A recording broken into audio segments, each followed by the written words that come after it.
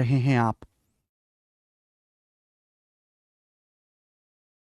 हाँ जी स्टूडेंट्स, कैसा महसूस कर रहे हैं आप? बताइए बच्चों, कैसा लग रहा है आपको? तो बेटा हम लोगों ने LCM 2D, 2 dimensional mensuration 2D, mensuration 2D मेरे प्यारे भाई, ठीक है ना? ध्यान से मेरी बात को समझने की कोशिश करेगा, बहुत प्यार से मैं समझाऊंगा। ओके। कोई बच्चे कहेगा सर हमारा मैथ बहुत वीक है ना, हमें तो सर कुछ भी नहीं आता जिंदगी में, कभी गणित पढ़ाने के आपको क्या हमें चैप्टर समझ आ जाएगा?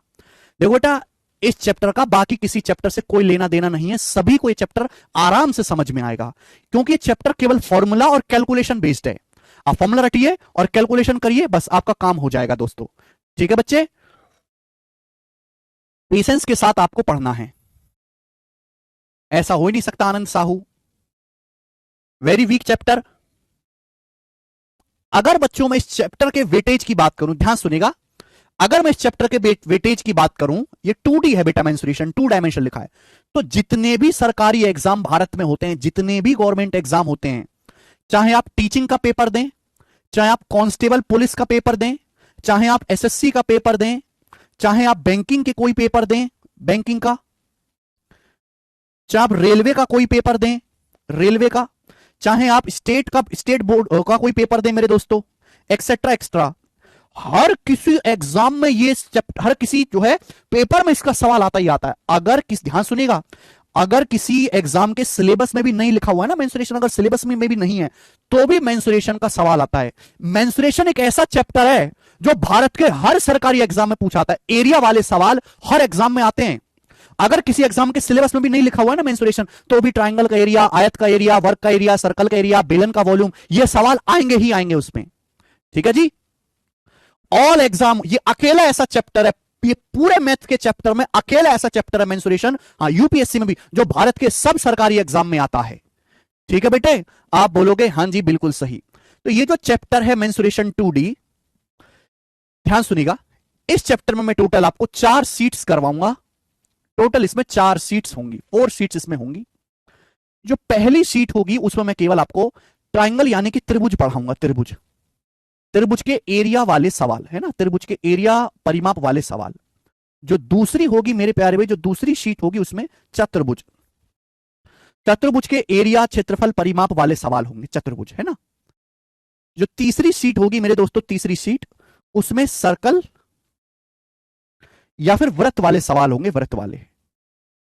जो चौथी सीट होगी उसमें पॉलीगन या बहुभुज है ना, एक ऐसी आकृति जिसमें बहुत सारी भुजाएं हो, उस पर बेस्ड सवाल होंगे। तो मैंने इस चैप्टर को टोटल 4 शीट में डिवाइड कर रखा है, हर शीट में आपको एक जो है फिगर पूरी पढ़ने को मिल जाएगी। ट्राइंगल सेपरेट पढ़ेंगे, चतुर्भुज सेपरेट पढ़ेंगे, सर्कल सेपरेट पढ़ेंगे, बहुभुज सेपरेट पढ़ेंगे। ध्यान से मेरे दोस्तों सुनेगा, अगर मैं बात करूं तो इस पूरे ही चैप्टर से मिलाकर, इस पूरे चैप्टर से मिलाकर मैं आपको 300 से ज्यादा क्वेश्चंस प्रैक्टिस कराऊंगा क्लास में, 300 से ज्यादा क्वेश्चंस मैं आपको करवाऊंगा प्रैक्टिस क्लासरूम में।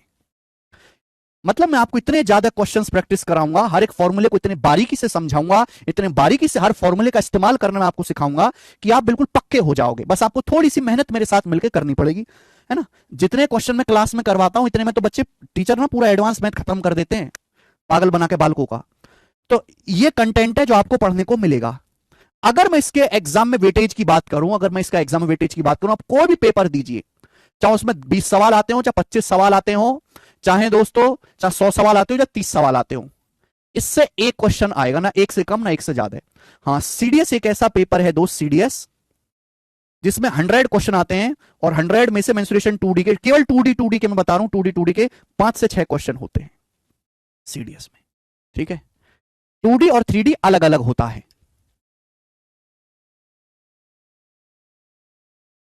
अर्थमेटिक की क्लास नेक्स्ट वीक से शुरू होगी, नेक्स्ट वीक से अर्थमेटिक। अपने मन से वहम बिल्कुल निकाल दीजिए कि हम लोग अर्थमेटिक पढ़ लेंगे तो हमें एडवांस समझ में आना शुरू हो जाएगा, हम एडवांस हमारा मजबूत हो जाएगा, ऐसे घड़ियाली जो है सपने बिल्कुल ना पालें। अर्थमेटिक एक सेपरेट चीज है, एडवांस एक सेपरेट चीज है, दोनों का पढ़ने का तरीका अलग है, दोनों का वेटेज लगभग बराबर है। ठीक है, चलिए, तो सभी एग्जाम में इसका एक सवाल आएगा, ना एक से कम ना एक से ज्यादा। बात क्लियर हुई मेरे दोस्तों? आप बोलोगे हाँ जी बिल्कुल सही। अभी जो है आपने यूपी कांस्टेबल का पेपर दिया था, कांस्टेबल का जो पेपर हुआ था 60 जो भर्ती आई थी, उसमें एक शिफ्ट में 20 क्वेश्चन आते हैं मैथ के, तो हर 20 क्वेश्चन में एक एक सवाल मेंसुरेशन का था। वो भी मैंने शीट में डाल दिया है, शीट मैंने अपडेट कर दी है। इस शीट में आपको जो अभी एसएससी जीडी का पेपर हुआ 1 महीने पहले, जो सीडीएस का पेपर हुआ है, जो इस साल डी ट्रिपल एसबी का पेपर हुआ, वो सारे ही एग्जाम के क्वेश्चन मैंने इसमें अपडेट कर दिए हैं। ठीक है, चलिए शुरू करते हैं मेरे प्यारे बच्चों। अब तो देखिए, इस चैप्टर को पढ़ने से पहले आपको कुछ टर्म जानना पड़ेगा, कुछ टर्म जानना पड़ेगा। सबसे पहले तो ये समझो कि 2D का क्या मतलब है। 2D का क्या मतलब है? 2D का 2D का 2D का मतलब होता है 2 डायमेंशन, यानी कि ऐसी फिगर जिसमें लंबाई, केवल लंबाई और चौड़ाई होती है। ऐसी फिगर जिसमें लंबाई और चौड़ाई होती है उन्हें 2D फिगर्स कहते हैं। इसमें लेंथ और ब्रेथ होती है, कोई मोटाई नहीं होती। देखो मैं आपको समझाता हूं, प्यार से समझिएगा। जैसे मैं आपके सामने एक पॉइंट बनाता हूं, ये पॉइंट मैंने आपके सामने बच्चे एक एक पॉइंट बनाया, बिंदु, पॉइंट। वैसा तो आपको देखने में काफी बड़ा लग रहा है, लेकिन पॉइंट बहुत छोटा सा होता है। ये मैंने आपके सामने एक बिंदु बनाया, एक पॉइंट। पॉइंट एक ऐसी फिगर है जिसकी ना तो कोई लंबाई होती है, ना तो इसकी कोई लंबाई है, ना इसकी कोई चौड़ाई होती है, ना ही इसकी कोई मोटाई होती है। तो पॉइंट जो होता है, बिंदु, वो होता है 0 डायमेंशन फिगर। 0 डायमेंशन, डायमेंशन मतलब विमाएं, दिशाएं, एक तरीके से हम कह सकते हैं 0 डायमेंशन। अगर मैं आपके सामने एक स्ट्रेट लाइन, एक सीधी रेखा में खींचता हूं, अगर मैं आपके सामने एक स्ट्रेट लाइन यानी कि सीधी रेखा खींचता हूं, तो भैया इसमें केवल लंबाई लंबाई है, ना तो इसकी कोई चौड़ाई है, ना इसकी कोई चौड़ाई है, ना मोटाई है, इसमें केवल लेंथ ही लेंथ होती है मेरे प्यारे भाई। तो लाइन को हम 1D फिगर कहते हैं, 1 डायमेंशनल फिगर, 1 डायमेंशनल फिगर। समझ में आया? आप बोलोगे हाँ जी सर बिल्कुल सही। ठीक है, अब मेरे प्यारे भाई, जैसे मैं आपके सामने एक आयत बनाऊं, एग्जाम्पल के लिए मैं आपके सामने मेरे दोस्तों ये एक तरीके से एक आयत बना देता हूं। आयत भी बना सकते हैं, त्रिभुज भी बना सकते हैं। मैंने आयत बना दिया। अब इसमें लंबाई भी है और इसमें चौड़ाई भी है। अगर आप इधर नापोगे हॉरिजॉन्टल तो लंबाई आ जाएगी, आप ऐसे नापोगे तो इसमें चौड़ाई आ जाएगी मेरे दोस्तों, ये है ना। तो आयत मैंने बनाया, ये 2D फिगर है, यानी कि 2D फिगर ही आपको पढ़ने। 2D फिगर वो होती हैं जिन्हें प्लेन यानी कि एक समतल में बनाया जा सके, जिन्हें एक समतल में निरूपित किया जा सके। जैसे सर्कल, ये सर्कल बन गया, ये त्रिभुज ये बन गया मेरे दोस्तों। ठीक है, ये आयत बन गया, ये वर्ग बन गया, ये सब क्या है? ये 2D फिगर्स हैं। अब 3D फिगर्स क्या होती हैं? 3D का मतलब ऐसी आकृतियां जिनमें लंबाई भी होती है, चौड़ाई भी होती है, मोटाई भी होती है। जिनमें लंबाई भी होती है, चौड़ाई भी होती है, मोटाई भी होती है। एग्जाम्पल के लिए तेल का कनस्तर ले लो, तेल का कनस्तर, या एक आयताकार बॉक्स।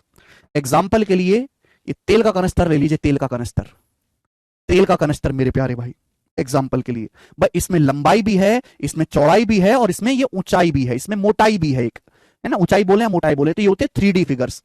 सब में आपको फर्क पहले तो समझ में आना चाहिए। शीट तैयार हो गई है, शीट आज अपलोड हो जाएगी, पहली शीट आज अपलोड हो जाएगी बेटा। हम्म,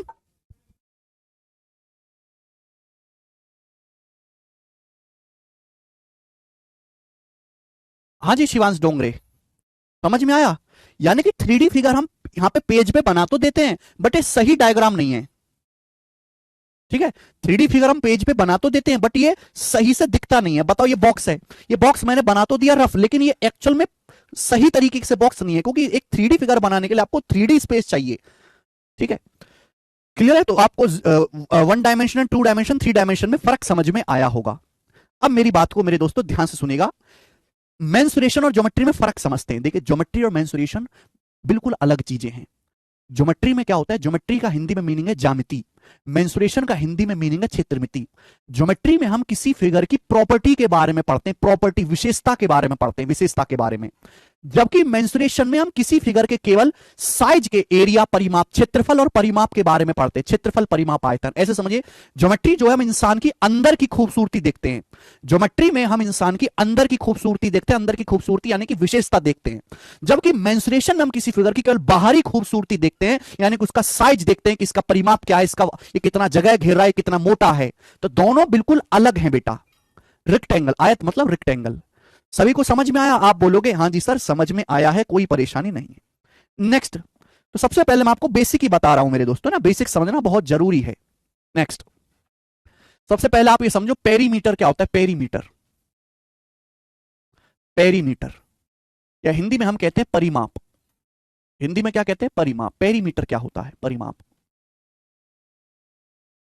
ठीक है ना? देखो नाम से ही क्लियर है, नाम से ही क्लियर है। परि मतलब चारों ओर, माप मतलब माप, नाम से ही शब्द क्लियर हो जाता है बेटा। परि मतलब चारों ओर, माप मतलब माप। तो पेरीमीटर का मतलब है किसी भी फिगर की जो चारों ओर की लेंथ है, चारों ओर की जो लंबाई है, उसकी नाप को हम पेरीमीटर कहते हैं, परिमाप कहते हैं। जैसे एग्जाम्पल के लिए हमने आपके सामने त्रिभुज बना दिया, त्रिभुज त्रिभुज बना दिया।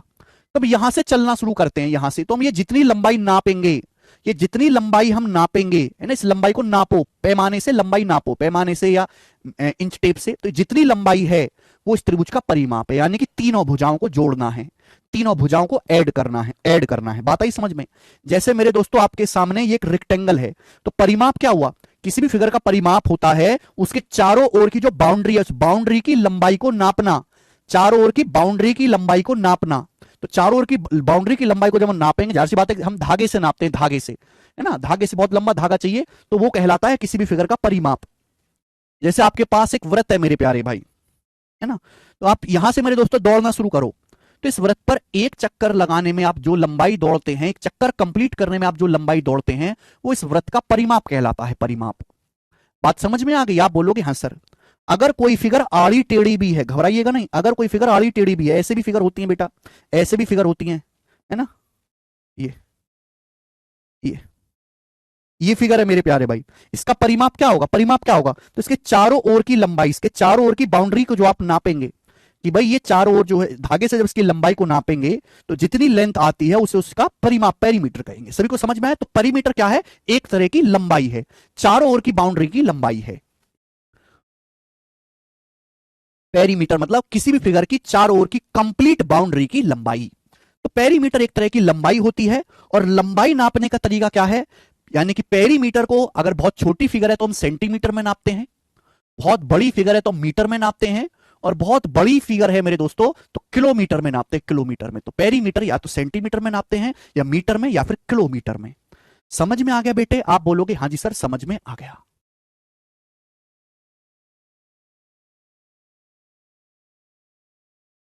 दिनेश कुमार यादव कह रहे हैं सर बेसिक से और प्लीज मोटिवेशन। दिनेश कुमार यादव यहां मोटिवेशन लेने आए हो कि आप पढ़ने आए हो? और इससे नीचे बेसिक नहीं होता बेटा कोई भी। पढ़ना है तो पढ़िए, वरना शांति से घर पे जाकर ठेला लगाइए और बतेरे काम है करने के लिए। ठीक है बेटा, चलिए आगे चलते हैं मेरे दोस्तों। एरिया, आगे चलते हैं अब। एरिया यानी कि क्षेत्रफल। एरिया हिंदी में हम लोग इसको कहते हैं क्षेत्रफल। एरिया हिंदी में हम लोग इसको कहते हैं क्षेत्रफल। ठीक है, अब एरिया क्या होता है देखो, जैसे समतल है, आप ये समझो कि ये बोर्ड है, हमारा बोर्ड एक प्लेन है, प्लेन पे जो फिगर बनाई जा सकती है, प्लेन पे जो फिगर बनाई जा सकती है वो सारी 2D फिगर्स होती हैं। जैसे प्लेन पे आप इसमें कुछ भी बनाइए मेरे प्यारे, मैंने ये बना दिया, मैंने ये फिगर बना दी ये वाली, तो ये ये एक जगह थी मेरे दोस्तों, मैंने इस पे ये चित्र बना दिया, तो इस चित्र ने ये जो जगह घेर ली, इस चित्र ने ये जो जगह ये घेर ली मेरे दोस्तों, ये जो जगह ये वाली घेर ली, तो इसी को बोलेंगे एरिया। कोई भी चित्र समतल पर जो जगह घेर लेता है वो उसका एरिया कहलाता है मेरे प्यार में, एरिया। तो ये एरिया है मेरे दोस्तों, जगह जो जगह घेर लेते हैं। जैसे हमारी दुनिया है, हमारी धरती बहुत बड़ी है, लेकिन हमारा धरती पे एक छोटा सा खेत होता है, तो मेरे दोस्तों खेत ने धरती में जो जगह घेर ली है, हमारे खेत ने धरती में जो जगह घेर ली, वो क्या कहलाएगी? वो खेत का एरिया, क्षेत्रफल कहलाएगी। बात समझ में आ गई बेटा? तो कोई भी आकृति समतल पे, प्लेन चीज पे, प्लेन होना चाहिए, प्लेन, प्लेन चीज पे जो जगह घेरती है मेरे प्यारे भाई, वो उसका एरिया कहलाती है। देखो लंबाई तो हम लोग सेंटीमीटर में नापते हैं या मीटर में, एरिया के लिए ध्यान रखना, एरिया को हम या तो सेंटीमीटर स्क्वायर में नापते हैं, या मीटर स्क्वायर में नापते हैं, या किलोमीटर स्क्वायर में नापते हैं। एरिया को या तो हम सेंटीमीटर स्क्वायर में नापते हैं, या मीटर स्क्वायर में नापते हैं, या किलोमीटर स्क्वायर में नापते हैं। पावर दो होती है, क्योंकि एरिया निकालने के लिए हमें दो लेंथ की गुणा करनी पड़ती है, दो लेंथ की मल्टीप्लाई करनी पड़ती है, मीटर गुणा मीटर, तो मीटर स्क्वायर हो जाता है। एरिया को या तो सेंटीमीटर स्क्वायर में नापते हैं, या मीटर स्क्वायर में, या किलोमीटर स्क्वायर में। बात सही है? तो सभी को समझ में है एरिया और पेरीमीटर में क्या फर्क है? एरिया, पेरीमीटर एक तरह की लंबाई है, एरिया जो है कोई भी फिगर जितनी जगह घेर लेते उस जगह को नापने की यूनिट है एरिया।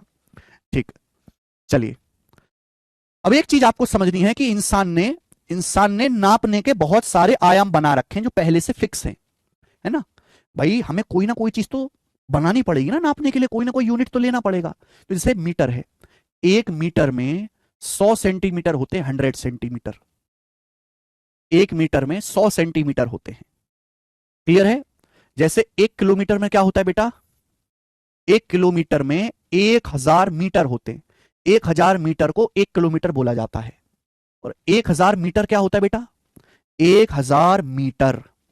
और ये मीटर क्या होता है, मीटर होता है 100 सेंटीमीटर। मीटर को क्या लिख सकते हो, 100 सेंटीमीटर। तो क्या हो गया ये 10 की पावर कितना हो गया, ये 3 और ये 2 5, 10 की पावर 5 सेंटीमीटर हो गए, 1 लाख सेंटीमीटर। ठीक है बेटा, आप बोलोगे हाँ जी सर बिल्कुल सही, समझ में आया है, ठीक है ना? ओके। अब आप मुझे बताओ कि 1 फुट लंबाई होती है, 1 फुट। 1 फुट में कितने इंच होते हैं बताइएगा? 1 फुट, 1 फुट लंबाई में 12 इंच होते हैं, 12 इंच। 12 इंच। 1 फुट जो लंबाई है उसमें 12 इंच होते हैं। लिख लीजिए मेरे प्यारे भाई सभी लोग।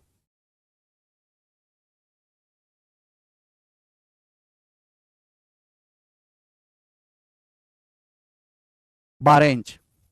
ठीक है ना? 1 इंच जो होता है ना, 1 इंच, वो 2.54 सेंटीमीटर के बराबर होता है। 1 इंच जो होता है वो 2.54 सेंटीमीटर के बराबर होता है, सेंटीमीटर के बराबर। क्लियर है? आप बोलोगे हाँ जी सर बिल्कुल सही। ये ऐसी यूनिट्स हैं जो आपको पता होनी चाहिए। अब जैसे बहुत बड़े बड़े होते हैं ना, जैसे अडानी जी की फैक्ट्री लग रही है, फैक्ट्री के लिए इतनी जगह जमीन चाहिए, पूरा का पूरा गांव खाली करना पड़ता है। तो 1 हेक्टेयर एरिया जो होता है ना, हेक्टेयर, 1 हेक्टेयर क्षेत्रफल का मतलब होता है 10,000 metre square. 10,000 metre square.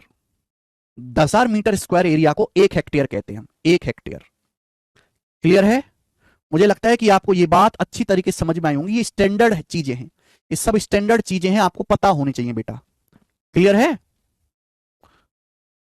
Sir fit और फुट में क्या डिफरेंस है? बिल्कुल सही डाउट है।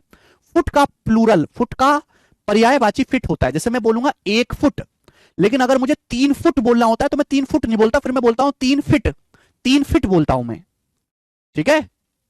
3 फिट। बात आई समझ में? 3 फिट।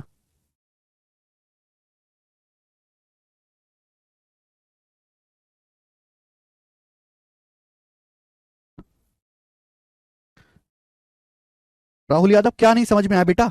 इसमें कुछ समझने वाला है ही नहीं, ये सारी चीजें तो रटने वाली हैं। हाँ, 1 एकड़। एकड़, ये जो एकड़ है ना, ये एशिया में ज्यादा फेमस है। एशिया कंट्रीज में एकड़ में नापते हैं। आप अमेरिका या यूरोप में जाओगे, वहां ज्यादातर हेक्टेयर में नापते हैं कि एक एकड़ जो होता है वो लगभग 4840 नहीं, 4049 मीटर स्क्वायर होता है। 4049 मीटर स्क्वायर होता है, 4049 metre square. 4047 approx, 4047 metre square होता है अप्रोक्स। आप खेत खरीदोगे ना 1 एकड़, तो 1 एकड़ जो है लगभग 4047 मीटर स्क्वायर होता है लगभग। मनीष तोलिया क्या कह रहे हैं, 1 हेक्टेयर में कितना बीघा होता है? बीघा, देखो ये जो आपने बीघा शब्द इस्तेमाल किया, ये गांव की देसी भाषा का है। ये बीघा ना हर राज्य में अलग अलग होता है। जैसे हमारे बुलंदशहर में 1 बीघा 756 गज है। आप नोएडा में आओगे 1 बीघा 1008 गज है। आप पूर्वांचल में जाओगे गोरखपुर में तो 1 बीघा 3000 गज है। लोगों ने अपनी सुविधा से बीघा को अलग अलग बना दिया है, अपनी सुविधा से। बीघा स्टैंडर्ड तरीका है ही नहीं। अगर आप कोई रजिस्ट्री कराओगे, कोई खेत खरीदोगे, तो उस खेत में कभी बीघा में नहीं लिखा होता, उसमें हमेशा मीटर स्क्वायर में लिखा होता है, हेक्टेयर में लिखा होता है। मीटर स्क्वायर में लिखा होता है, हेक्टेयर में लिखा होता है। बीघा हर दूरी पे हमारे देश में अलग अलग है लंबाई, इसलिए बीघा का तो डिस्कशन ही नहीं करना। ठीक है? समझ में आई आपको मेरी बात बेटा?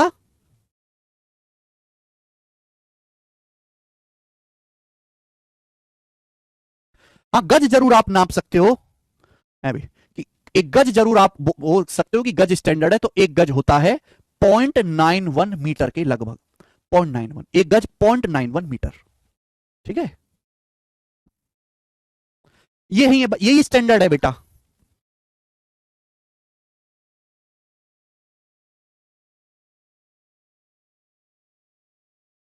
आगरा में 970 स्क्वायर यार्ड का होता है ना। गज को ही इंग्लिश में यार्ड कहते हैं। गज को ही ना, यार्ड शब्द इंग्लिश मीडियम वाले परेशान हो रहे होंगे, गज को इंग्लिश में यार्ड कहते हैं, है ना? एक यार्ड यानी कि 0.91 मीटर लंबाई के बराबर है एक गज। ये चीजें स्टैंडर्ड आपको ध्यान रखनी है। ठीक है ना? जब कई 100 साल पहले बड़े बूढ़ों की एक मीटिंग हुई तो उनमें एक लिस्ट बनाएगी, उसमें एक लिस्ट बनाएगी, है ना?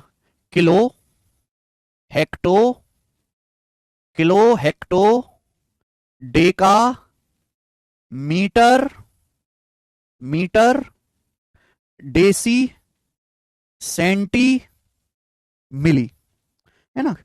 अमेरिका में बहुत पहले मीटिंग हुई थी, तो उस मीटिंग में ये नाम दिया गया लंबाई नापने के तरीकों को। Kilo hecto deca metre deci centi milli, kilo hecto deca metre deci centi milli, है ना। ये मीटर के नीचे मेरे दोस्तों हम लिखेंगे एक, एक मीटर के नीचे मेरे दोस्तों एक। बात ही समझ में, आप बोलोगे हाँ जी सर बिल्कुल सही, कोई प्रॉब्लम नहीं है, ठीक। एक, देखो मेरे प्यारे बेटे ध्यान से सुनेगा, सभी बच्चे ध्यान से सुनेगा बेटा। जैसे जैसे हम ऊपर जाते हैं, जैसे जैसे हम ऊपर जाते हैं 10 गुना होता जाता है, जैसे जैसे हम ऊपर जाते हैं 10 गुना होता जाता है। आप मिलीलीटर को मिलीमीटर को 10 से गुणा करेंगे, 1 सेंटीमीटर आ जाएगा। मैं आपसे कहूं 1 सेंटीमीटर में, 1 सेंटीमीटर में कितने मिलीमीटर होते हैं, मीटर चुपकाना है, millimetre, centimetre, decimetre, metre, decametre, hectometre, kilometre. तो 1 सेंटीमीटर में 10 मिलीमीटर होते हैं, मिलीमीटर को एमएम बोलते हैं। जैसे जैसे हम ऊपर जाते हैं 10 से गुणा होती जाती है ना, या 10 से मल्टीप्लाई, सॉरी, या 10 से गुणा करेंगे बेटा, क्या कह रहा है तू, 10 से मल्टीप्लाई करेंगे 10 से। तो मैं आपसे पूछूं कि एक डेसीमीटर में, मैं आपसे पूछूं कि एक डेसीमीटर में, डीएम मतलब डेसीमीटर, कितने सेंटीमीटर होते हैं, 10 सेंटीमीटर होते हैं, 10 सेंटीमीटर। बात आई समझ में, बोलो बात आई ना समझ में। अब यहां से आप ये देखो, जैसे मुझे सेंटीमीटर से मीटर पे जाना है, सेंटीमीटर से मीटर पे जाना है, तो कितना बार, पहले आप 10 जाओगे, 10 से गुणा, फिर 10 से गुणा। ध्यान सुनिएगा बेटा, जैसे मुझे सेंटीमीटर से मीटर पे जाना है, पहले 10 से गुणा, फिर 10 से गुणा, तो 10 गुणा 10 कितना आ जाएगा, 100 आ जाएगा। यानी कि मेरे दोस्तों 1 मीटर में कितने हो जाएंगे, 100 सेंटीमीटर। सेंटीमीटर की 10 से गुणा, फिर 10 से गुणा, तो 10 दुसाम 100, तो 1 मीटर बराबर क्या आ जाएगा, 100 सेंटीमीटर। तो इस तरीके से आप इस चार्ट से बना सकते हैं, है ना, इस चार्ट से आप कुछ भी बना सकते हो। सब 5वीं क्लास में सिखाया जाता है बेटा, 5वीं क्लास में। ये तो आप बहुत लेट हो गए, बहुत बूढ़ी उम्र में सीख रहे हो आप। सर मुझे मीटर से किलोमीटर में जाना है, तो देखो 10 10 10 की कितनी बार गुणा होगी, 3 बार, 10 से गुणा, फिर 10 से गुणा, फिर 10 से गुणा, यानी कि 1000, 1000। यानी कि 1 किलोमीटर में क्या होगा, 1000 मीटर लिखा हुआ है, 1 किलोमीटर में क्या होगा, 1000 मीटर। बात ही समझ में, ठीक है। तो आप इस तरीके से नीचे से अगर आप ऊपर की ओर जाओगे तो 10 से आपको मल्टीप्लाई करते जाना है, 10 से आपको मल्टीप्लाई करते जाना है। ये लंबाई में है मेरे दोस्तों मीटर। हम ये चीज किलोग्राम में भी करते हैं, ये चीज हम किलोग्राम में भी करते हैं, किलोग्राम, किलोग्राम में भी करते हैं। देखो मीटर क्या है, लंबाई नापने का एक तरीका, लेंथ नापने का, है ना। ये सॉरी किलोग्राम नहीं आएगा, ग्राम आएगा, ग्राम। ग्राम क्या है, वजन नापने का तरीका। मीटर है लंबाई नापने का तरीका, ग्राम है वजन नापने का तरीका। सेम चीज ग्राम में भी। जैसे मैं आपसे पूछूं 1 किलोग्राम में, 1 केजी में कितने ग्राम होते हैं, 1 किलोग्राम में कितने ग्राम होते हैं, तो ग्राम से किलो पे जाना है, तो 10, पहले 10 से गुणा होगी, फिर 10 से गुणा होगी, फिर 10 से गुणा होगी, तो 1000 से गुणा हो जाएगी। तो 1 किलोग्राम में 1000 ग्राम होते हैं, 1000 ग्राम, ठीक है ना। तो जैसे मीटर में है वैसे आप ग्राम में भी कैलकुलेशन कर सकते हैं। मुझे लगता है मेरे भाइयों को ये बात अच्छी तरीके से समझ में आई है।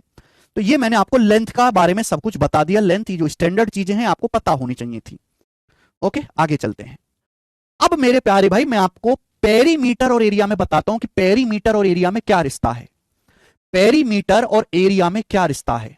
ध्यान से सुनेगा, पेरीमीटर और एरिया में क्या रिश्ता है, ध्यान सुनेगा। फॉर एनी 2D फिगर, ये बात किसी भी 2D फिगर के लिए सत्य है। फॉर एनी 2D फिगर, किसी भी 2D फिगर के लिए सत्य है। ध्यान से सुनेगा मेरे प्यारे, ध्यान से देखो मेरे प्यारे बच्चों, पेरीमीटर क्या होता है, पेरीमीटर होता है चारों ओर की बाउंड्री। पेरीमीटर क्या होता है भाई मेरे, पेरीमीटर होता है चारों ओर की बाउंड्री। और एरिया क्या होता है कि कोई फिगर जितनी जगह घेरती है जमीन में या समतल में, उसे एरिया कहा जाता है। पेरीमीटर जो नापा जाता है वो सेंटीमीटर में नापा जाता है, सेंटीमीटर की पावर 1। और एरिया जो नापा जाता है वो सेंटीमीटर स्क्वायर पावर 2 में नापा जाता है, सेंटीमीटर स्क्वायर में नापा जाता है, ठीक है ना। ये बात सभी को समझ में आई होगी। अब मैं आपसे बड़ी छोटी सी बात पूछूंगा, आप बताओ, आप कोई भी फिगर ले लीजिए। जैसे मैंने दोस्तों आपके सामने एक त्रिभुज ले लिया, मैंने आपके सामने त्रिभुज ले लिया, त्रिभुज। आप कोई भी फिगर ले लीजिए, जैसे मैंने आपके सामने त्रिभुज ले लिया, त्रिभुज। इस त्रिभुज की ये भुजा 5 है, ये 6 है और ये 7 है, मैंने त्रिभुज ले लिया। अब मैं एक दूसरा त्रिभुज बनाता हूं जिसकी मैंने हर भुजा डबल कर दी, हर साइड डबल कर दी, हर साइड डबल। ये 5 का मैंने डबल कर दिया 10, ये मैंने 6 का डबल कर दिया 12, तो मैंने 7 का मेरे दोस्तों डबल कर दिया 14। बात सुनना, तो आपके सामने 2 त्रिभुज दिखाई दे रहे हैं, हालांकि दोनों देखने में एक जैसे होंगे, है ना, इसकी भुजा 5 6 7 है, इसकी भुजा डबल है, मैंने 5 का डबल इसको खींच के दुगुना कर दिया, इस त्रिभुज को खींच के दुगुना कर दिया, हर लंबाई को 5 का दुगुना कर दिया 10, 6 का दुगुना कर दिया 12, 7 का दुगुना है 14। आप बोलोगे हाँ जी सर बहुत बढ़िया मौज आ रही है। आप बताओ अगर मैंने इस त्रिभुज की हर भुजा को डबल कर दिया, अगर हर भुजा को डबल कर दिया, हर भुजा को डबल कर दिया, तो परिमाप भी क्या डबल नहीं हो जाएगा, डबल दुगना हो जाएगा। अगर हम त्रिभुज की हर भुजा को दुगना कर देंगे, पहले था 5 6 7 ये परिमाप था, अब मैंने डबल कर दिया 10 12 14, तो परिमाप पहले से दुगना हो गया कि नहीं। अगर मैंने हर भुजा को डबल कर दिया तो परिमाप भी डबल हो जाएगा। बताइए, अगर हमने त्रिभुज की हर भुजा को बेटे डबल कर दिया तो परिमाप भी डबल हो जाएगा, इसमें कोई डाउट। ये तो मैं त्रिभुज का एक एग्जांपल लेके बता रहा हूं। आप त्रिभुज की जगह कोई भी फिगर ले लीजिए, चाहे आप रेक्टेंगल ले लीजिए, आप वर्ग ले लीजिए, आप आड़ा टेढ़ा कुछ भी ले लीजिए, अगर आप चारों ओर की हर साइड को डबल कर देंगे तो पेरीमीटर भी डबल हो जाएगा। हो जाएगा कि नहीं, पेरीमीटर भी बेटे दोस्तों डबल हो जाएगा। आपने हर भुजा को डबल किया तो पेरीमीटर भी डबल हो जाएगा। कुछ बच्चे कहेंगे सर एरिया भी डबल हो जाएगा, एरिया डबल नहीं होगा, यही तो प्रॉब्लम है, यही तो मेरे दोस्तों प्रॉब्लम है ना। ये पढ़े लिखे लोग, अनपढ़ लोग तो जानते, पढ़े लिखे लोग नहीं जानते। अगर आपके पास एक खेत है ना, खेत, अगर आपके पास एक खेत है, अगर आप खेत की हर भुजा को डबल कर दो तो पेरीमीटर तो डबल हो जाएगा, लेकिन एरिया डबल नहीं होगा, एरिया 4 गुना हो जाएगा, 4 टाइम्स एरिया 4 गुना हो जाएगा। बेट सर कैसे डबल होगा? अरे पेरीमीटर का मतलब होता है बेटे चारों ओर की माप यार, इन तीनों भुजाओं का योग 5 6 7। इस त्रिभुज का परिमाप कितना है? इस त्रिभुज का परिमाप है 5 जमा 6 जमा 7। मैंने हर भुजा को डबल कर दिया, 5 का डबल 10, 6 का दुगुना 12, 7 का दुगुना 14, इसका परिमाप ये है। तो भैया डबल हो गया कि नहीं, इसका दुगुना हो गया कि नहीं, परिमाप डबल हो गया, दुगुना। अगर आप चारों ओर की लंबाई को दुगुना कर दोगे तो परिमाप भी दुगुना हो जाएगा। परिमाप क्या होता है? चारों ओर की लंबाई का योग, चारों ओर की लंबाई का योग, चारों ओर की लंबाई का योग, चारों ओर की लंबाई का योग। अगर चारों ओर की हर लेंथ को मैंने डबल कर दिया तो परिमाप भी डबल हो जाएगा, लेकिन एरिया डबल नहीं होगा बेटे, एरिया 4 गुना होगा। यही तो गड़बड़ है। आपने हर साइड को डबल कर दिया, देखो हर साइड को डबल कर दिया। साइड नापते हैं सेंटीमीटर में, साइड नापते हैं सेंटीमीटर में, परिमाप भी सेंटीमीटर में नापते हैं। अगर आपने हर साइड को डबल कर दिया तो पेरीमीटर भी डबल हो जाएगा, लेकिन एरिया नापते हैं सेंटीमीटर स्क्वायर में। एरिया में पावर 2 होती है बेटे, पावर 2, तो एरिया डबल नहीं होगा, एरिया डबल का स्क्वायर होगा, 4 गुना। एरिया 4 गुना होगा, 4 टाइम्स। ये आपको चीज समझनी है, 4 गुना। इस त्रिभुज से 4 गुना क्षेत्रफल है, इसका 4 गुना, दुगुना नहीं है। अगर इसका क्षेत्रफल ए है, अगर इसका क्षेत्रफल ए है तो इसका क्षेत्रफल 4a है, 4 गुना होगा। ये शायद चीज आप भूल गए कि भैया यहां पे पावर 1 होती है लंबाई में, एरिया में पावर 2 होती है, पावर 2 होती है तो पावर 2 करना पड़ेगा, है ना। ये चीज बहुत गहरी चीज है बेटा, ये बहुत सवाल आसान हो जाते हैं इससे। अब जैसे त्रिभुज है, जैसे त्रिभुज है, इसकी भुजा 5 6 7 है। अब मैं दूसरा त्रिभुज बनाता हूं जिसकी भुजा 3 गुनी है, इसकी भुजा 15, ये 18 और 21, ये मैंने कर दिया। मैंने हर भुजा को 3 गुना कर दिया, मैंने हर भुजा को 3 गुना कर दिया, हर भुजा को खींच कर 3 गुना, हर भुजा को खींच कर 3 गुना, तो पेरीमीटर भी 3 गुना हो जाएगा, 3 गुना। लेकिन एरिया 3 गुना नहीं होगा बेटे, एरिया में पावर 2 होता है, पावर 2। पेरीमीटर क्या है? लंबाई, लंबाई में पावर 1 होती है, एरिया में पावर 2 होती है। पेरीमीटर जो है 3 का स्क्वायर, पेरीमीटर 9 गुना हो जाएगा, 9 टाइम्स, 9 टाइम्स। अगर आपके हिस्से में खेत आता है, खेत आपके भाई के हिस्से में कैसा खेत आता है कि उसकी हर भुजा दुगनी है, हर भुजा 3 गुनी है, तो आपके भाई का जो खेत होगा ना उसका एरिया आपसे 9 गुना होगा, 9 गुना। बात समझ में आई? यानी कि पेरीमीटर को जितने गुना करोगे एरिया उसके स्क्वायर टाइम्स होता है। क्यों? इसका कारण क्या है कि बेटा पेरीमीटर नापते हैं पावर 1 में और एरिया नापते हैं पावर 2 में, एरिया में स्क्वायर करना पड़ता है हर चीज को।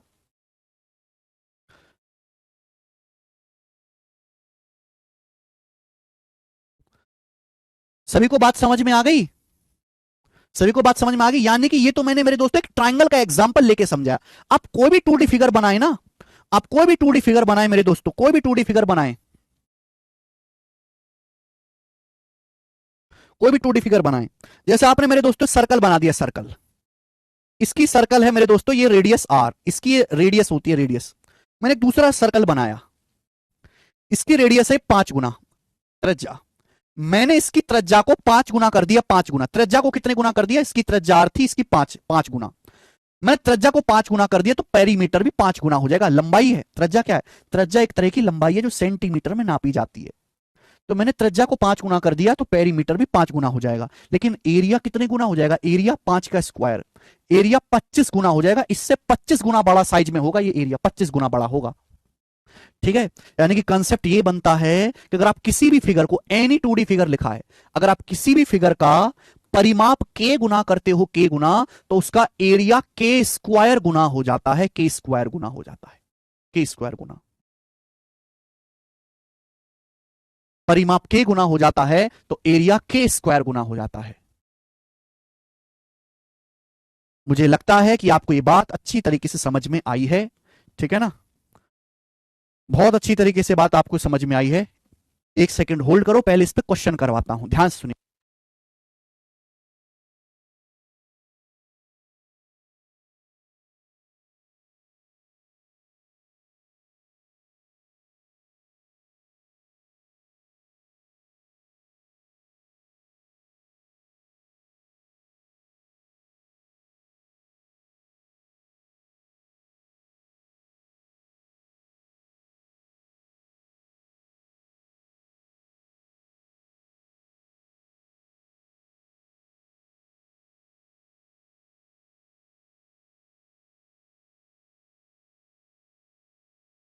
अभी मेंस्ट्रुएशन की पहली शीट ही अपडेट हो पाई है, उसमें बहुत टाइम लग जाए। पहली शीट में आज अपलोड करवा दूंगा, ठीक है ना।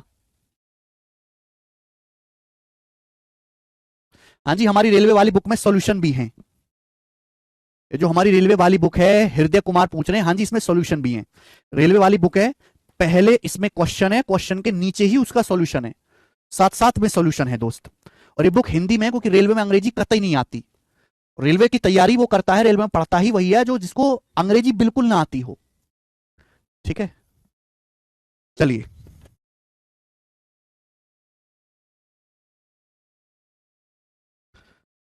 शुरू करते हैं बेटा। पहला क्वेश्चन, सवाल नंबर है आपके सामने 1, बताएंगे बेटा इस सवाल का क्या आंसर है, मुझे करके बताओ। यह सवाल बहुत इजी है और ये आरआरबी एनटीपीसी के पेपर में आया था। यह सवाल आरआरबी एनटीपीसी 2021 के पेपर में आया है। पहला टाइप, 2 क्वेश्चन इस टाइप के होंगे बनाए। सवाल है, एक मानचित्र का पैमाना एक रेशियो कितना है? ये 5 लाख। एक मानचित्र का पैमाना एक रेशियो 5 लाख है। दो कस्बों के बीच की वास्तविक दूरी, 2 कस्बों के बीच की वास्तविक दूरी 172 किलोमीटर है, 172 किलोमीटर। मानचित्र पर 2 कस्बों के बीच की दूरी सेंटीमीटर में गणना करें। मानचित्र पर 2 कस्बों के बीच की दूरी सेंटीमीटर में गणना करें। पहले तो आप इस सवाल का मतलब समझो कि सवाल का मतलब क्या है। पहले आप यह समझो, सवाल यह कह रहा है कि एक मानचित्र का पैमाना 1:5 लाख है। आपने मानचित्र कभी देखे हैं? जैसे 2 देश दिखाना है, हमको भारत दिखाना है, इंडिया अपना, और हमको ऑस्ट्रेलिया दिखाना है। तो वैसे इंडिया और ऑस्ट्रेलिया है तो बहुत दूर, लेकिन जब हम उसको मैप पे बनाएंगे तो मैप पे भी एक हिसाब से बनाया जाता है, ऐसा नहीं कि कहीं भी बना दिया। एक मानचित्र का पैमाना 1:5 लाख है। इसका मतलब यह है कि अगर 2 जो हैं, अगर 2 शहरों के बीच की दूरी 5 लाख है ना, अगर 2 शहरों के बीच की दूरी 5 लाख है तो मानचित्र पर उसको 1 दिखाया जाएगा। यह मतलब है इस बात का। एक मानचित्र का मैप 1:5 लाख है। इसका मतलब यह है कि अगर 2 शहरों के बीच की दूरी 5 लाख सेंटीमीटर है ना, 5 लाख सेंटीमीटर, इकाई, दाएं, सैकड़ा, हजार, 10,000, लाख, 5 लाख सेंटीमीटर, तो मैप पे उसको 1 सेंटीमीटर बताया जाएगा। अगर 2 शहर एक दूसरे से 5 लाख सेंटीमीटर की दूरी पर हैं, तो जब मानचित्र बनाएंगे, छोटा सा नक्शा बनाएंगे, तो नक्शे पे वो दोनों शहर 1 सेंटीमीटर की दूरी पर बताए जाएंगे। ये मतलब है इसका मैथमेटिक्स में। रेलवे का सवाल है भैया, रेलवे में तो यही चीज करनी है, नौकरी के बाद रेलवे में करना क्या? ये सब तो करना है भाई, स्टेशन के आपको नक्शे बनाने हैं। अब बोला 2 कस्बों के बीच की दूरी 1,172 किलोमीटर है। मानचित्र पर 2 कस्बों के बीच की दूरी सेंटीमीटर में बतानी है। 2 कस्बों के बीच की दूरी एक्चुअल में 172 किलोमीटर है, 172 किलोमीटर। बताओ बेटा इस सेंटीमीटर में कितना होगा? 1 किलोमीटर में, 1 किलोमीटर में 1 लाख सेंटीमीटर होते हैं। इसके आगे 5 जीरो लग जाएंगी, इतने सेंटीमीटर ये है। तो 2 कस्बों के बीच की एक्चुअल दूरी ये है। 5 लाख की वैल्यू 1,72,000 सेंटीमीटर दी है। आपसे मानचित्र पर दोनों कस्बों के बीच की दूरी, मैप पर दूरी आपसे पूछे, मैप पर अगर दो कस्बों के बीच की एक्चुअल दूरी 1,72,000 किलोमीटर है, 1 किलोमीटर में 1,00,000 सेंटीमीटर होते हैं, उससे मल्टीप्लाई कर दिया, 5 लाख की वैल्यू ये है, तो 1 यूनिट की वैल्यू आपसे पूछी है। तो देखो 5 लाख यूनिट की वैल्यू ये है, बताओ भाग दो, 5 लाख से भाग देना है इसको, 5 जीरो से 5 जीरो कट जाएगा।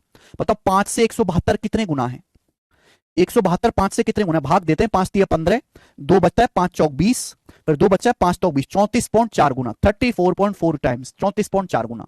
तो 1 यूनिट की वैल्यू भी 34.4 गुना होगी, 34.4 सेंटीमीटर। तो मैप पर दोनों शहरों के बीच की दूरी है ए ऑप्शन, 34.4 सेंटीमीटर। आंसर आ गया। बहुत बढ़िया सवाल।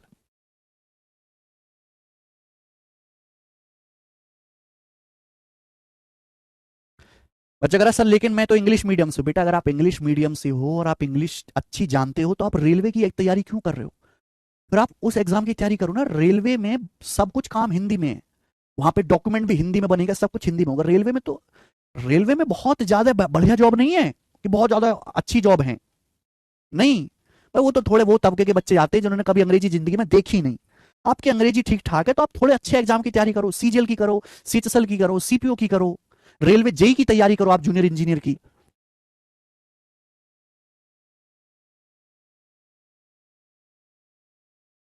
बात आई समझ में?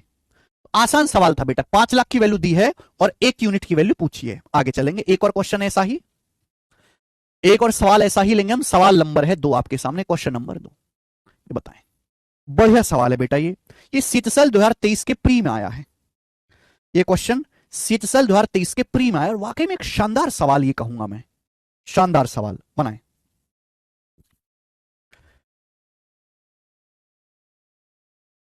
सवाल है, यदि किसी शहर का नक्शा 0.2 सेंटीमीटर से 1 किलोमीटर के पैमाने पर खींचा जाता है, if a map of city was drawn on a scale of 0.2 centimetre to a kilometre, a मतलब 1 किलोमीटर। देखो जब हम किसी शहर का नक्शा बनाते हैं ना, जब हम किसी शहर का नक्शा बनाते हैं तो 1 किलोमीटर को नक्शे पर 0.2 सेंटीमीटर बताया जाता है। 1 किलोमीटर को कितना बताया जाता है? 0.2 सेंटीमीटर बताया जाता है 1 किलोमीटर को। समझ में आई बेटा बात?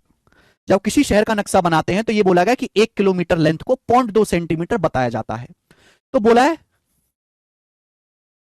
22,500 किलोमीटर स्क्वायर होगा, सॉरी 22,500 किलोमीटर स्क्वायर क्षेत्रफल वाले, 22,500 किलोमीटर स्क्वायर एरिया वाले देश का कौन सा क्षेत्र प्रतिनिधित्व करेगा? यानी कि अगर किसी देश का एरिया 22,500 किलोमीटर स्क्वायर है तो मैप पे उसका एरिया कितना दिखाया जाएगा? मैप पर कितना एरिया दिखाया जाएगा मैप पर? देखो बहुत बढ़िया सवाल है कि भाई जब हम किसी शहर का नक्शा बनाते हैं तो 1 किलोमीटर लंबाई को 0.2 सेंटीमीटर बताते हैं कि भाई नक्शे एक्चुअल लंबाई 1 किलोमीटर होगी, नक्शे पे दिखाएंगे 0.2 सेंटीमीटर। ये तो लंबाई की बात, यहां एरिया में चल रहा है। एरिया क्या होता है? लेंथ का स्क्वायर। अगर मुझे 1 किलोमीटर स्क्वायर, दोनों तरफ से स्क्वायर करो, दोनों तरफ से क्या करो बेटा? स्क्वायर करो, स्क्वायर। अगर मुझे 1 किलोमीटर स्क्वायर एरिया दिखाना हो, है ना, एक का स्क्वायर एक ही होता है, 1 किलोमीटर स्क्वायर एरिया दिखाना हो तो मैं कितना दिखाऊंगा? 0.2 का स्क्वायर क्या होता है? 0.2 का स्क्वायर होता है 0.04, 0.04 सेंटीमीटर स्क्वायर एरिया डिनोट करूंगा। अगर मुझे 1 किलोमीटर स्क्वायर क्षेत्रफल दिखाना है तो मैप पे 0.04 सेंटीमीटर स्क्वायर एरिया दिखाया जाएगा। अब एक शहर का एरिया 22,500 किलोमीटर है, 1 किलोमीटर स्क्वायर के लिए मैप पे इतना एरिया हम दिखाते हैं मैप पर। अगर एक शहर का एक्चुअल एरिया 22,500 किलोमीटर है तो 22,500 kilometre square area, 22,500 kilometre square area जो है वो मैप पर दिखाया जाएगा मेरे प्यारे भाई। तो कितना दिखाया जाएगा? मल्टीप्लाई कर देंगे। देखो 2 जीरो से, सॉरी 2 जीरो से यहां दशमलव के बाद 2 अंक कट जाएगा, 225 की 4 में गुणा करेंगे 900, 900 सेंटीमीटर स्क्वायर। और इस सवाल का आंसर है D option. Very very nice question, very nice question.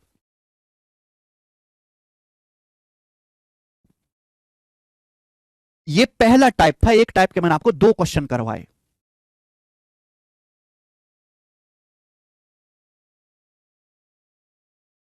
Sir speed बढ़ाने का ऑप्शन नहीं दे रहा बेटा, स्पीड का ऑप्शन रिकॉर्डेड क्लास में आएगा, लाइव क्लास में थोड़ा ना आएगा।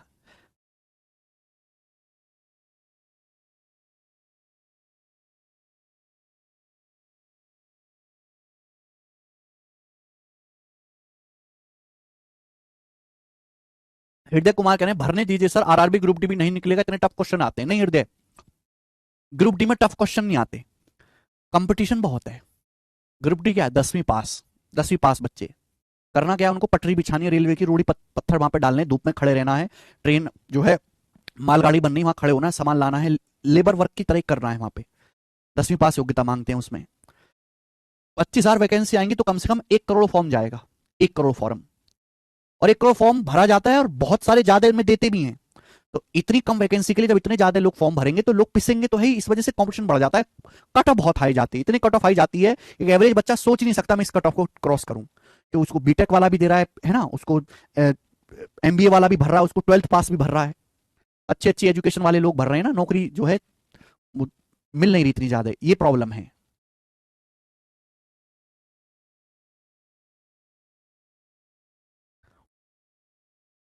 अंजलि यादव, वाह अंजलि वाह, वाह।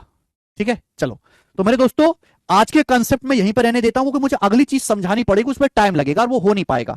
ठीक है ना, तो आज की क्लास को मैं यहीं पर विश्राम देता हूं। ठीक है ना, इसके आगे के कंसेप्ट मैं आपको मंडे को समझाऊंगा। शीट मैंने तैयार कर दी है, शीट आज अपलोड हो जाएगी, शीट आपके पास पूरी पूरी अपलोड हो जाएगी, पहली शीट ट्रायंगल बेस्ड क्वेश्चंस की। ठीक है, आप उसमें सवालों को करके देखिएगा। हमारा यूट्यूब पे आज एक लाइव इवेंट है,